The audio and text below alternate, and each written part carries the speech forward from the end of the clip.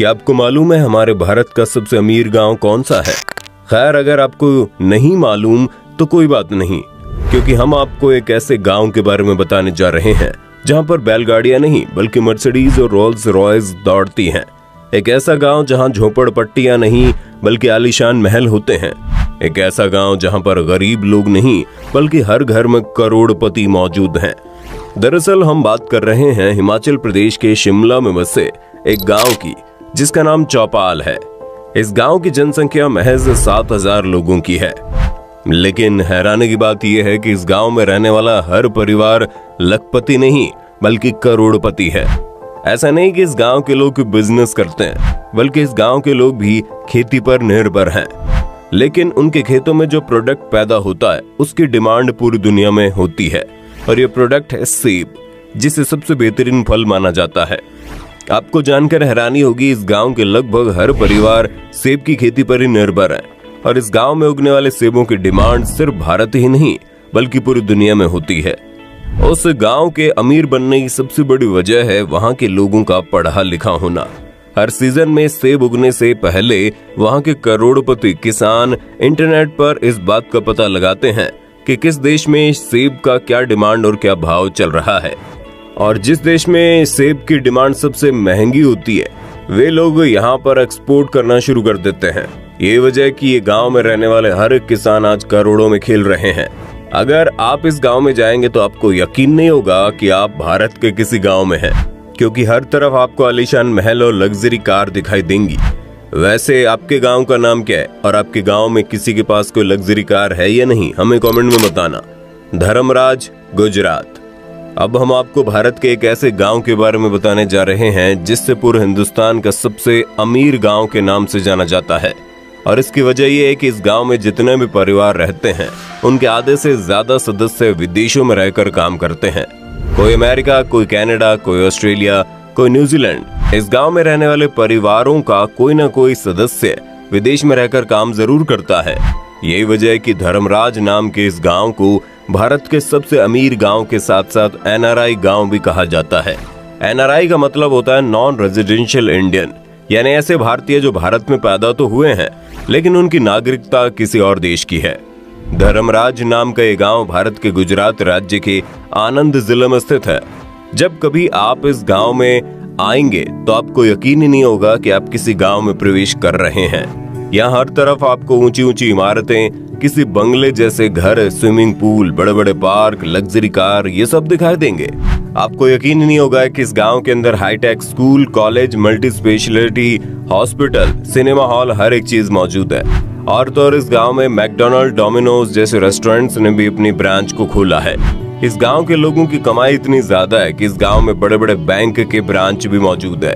इस गांव की सबसे खास बात यह है कि इस गांव में रहने वाले लोग भले ही विदेशों में रहकर कमाई करते हैं और वहां की नागरिकता भी ले रखी है, लेकिन इसके बावजूद भी वो लोग अपनी कमाई का बड़ा हिस्सा अपने गांव को डेवलप करने में लगाते हैं।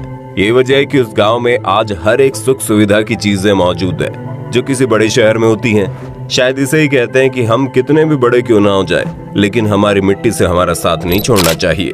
बोमजा, अरुणाचल प्रदेश। अब हम आपको भारत के एक ऐसे गांव के बारे में बताने जा रहे हैं जो आज से कुछ साल पहले बड़ा ही गरीब हुआ करता था। वहाँ के लोग किसी सामान्य गांव की तरह ही गरीबी और तमाम तरह की सुविधाओं के अभाव में अपनी जिंदगी को बिताते थे। लेकिन अचानक से वहाँ एक ऐसी घटना हो गई जिसने इस गांव की काया पलट दी, और इस घटना ने उस गांव में रहने वाले हर इंसान को करोड़पति बना दिया। यही वजह है कि आज भारत के इस गांव को करोड़पतियों का गांव कहा जाता है। हम बात कर रहे हैं बोमजा नाम के इस गांव की, जो कि अरुणाचल प्रदेश के तवांग जिले में स्थित है। ये गांव पहाड़ियों से घिरा हुआ इलाका है, जहां आज से कुछ साल पहले लोग बड़े गरीबी में अपनी जिंदगी बिताते थे। लेकिन अचानक से भारतीय सेना को उसी गांव के आसपास जमीन की जरूरत पड़ गई अपने सेना की एक यूनिट को बैठाने के लिए। भारतीय सेना की तरफ से उस गांव के लोगों से वार्तालाप किया गया कि उस गांव के लोगों के पास जितनी भी खाली जमीन है वो भारतीय सेना के लिए देने का कष्ट करें। क्योंकि बात सेना की थी, उस गांव में रहने वाले लोगों ने बेहिचक अपनी जमीन सेना को देने के लिए तैयार हो गए।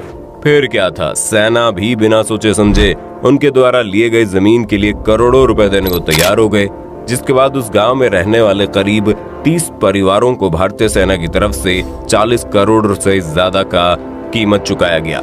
यही वजह कि आज गांव में रहने वाला हर एक परिवार करोड़पति बन चुका है। हिवरे बाजार, महाराष्ट्र।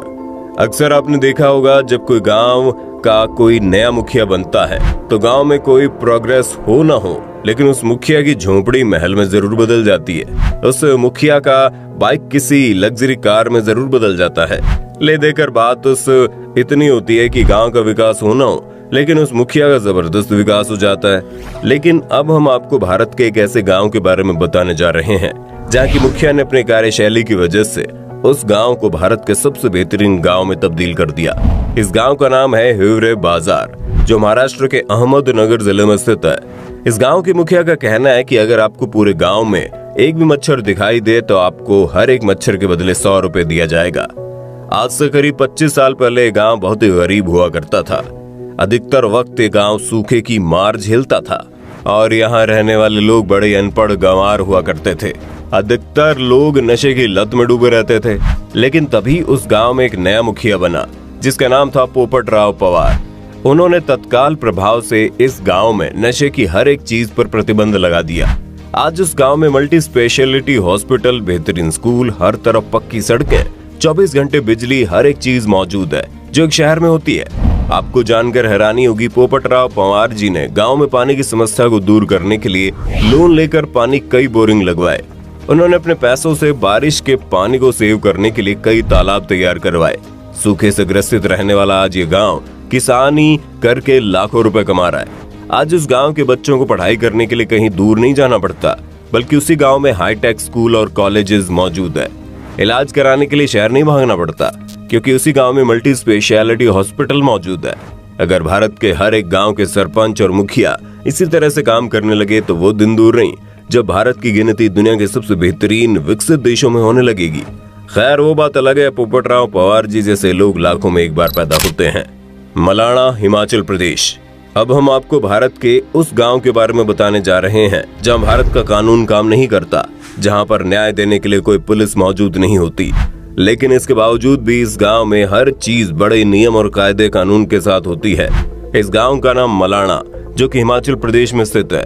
हिमाचल प्रदेश में लगभग 12,000 फुट की ऊंचाई पर एक छोटा सा गांव बसा है जिसका नाम है मलाणा गांव। इस गांव की सबसे बड़ी खासियत यह है कि यहाँ पर सरकार का जोर नहीं चलता। इस गांव में लगभग 5,000 लोग रहते हैं जिनकी अपनी सरकार है, अपनी संसद है, अपना राजा है, अपनी पुलिस है। ये एक ऐसा गांव है जो अमीर तो नहीं है, लेकिन भारत के सबसे बेहतरीन गांवों में से एक है। एक ऐसा गांव जो आज तक अपने आप को मॉडर्न बनने से रोक रखा है। दरअसल इतनी अधिक ऊंचाई पर होने की वजह से ये गांव पूरी तरह से एक दूसरे इलाके से कटा हुआ है। धीरे धीरे उस गांव में रहने वाले लोग भी खुद को मॉडर्न करने लगे थे।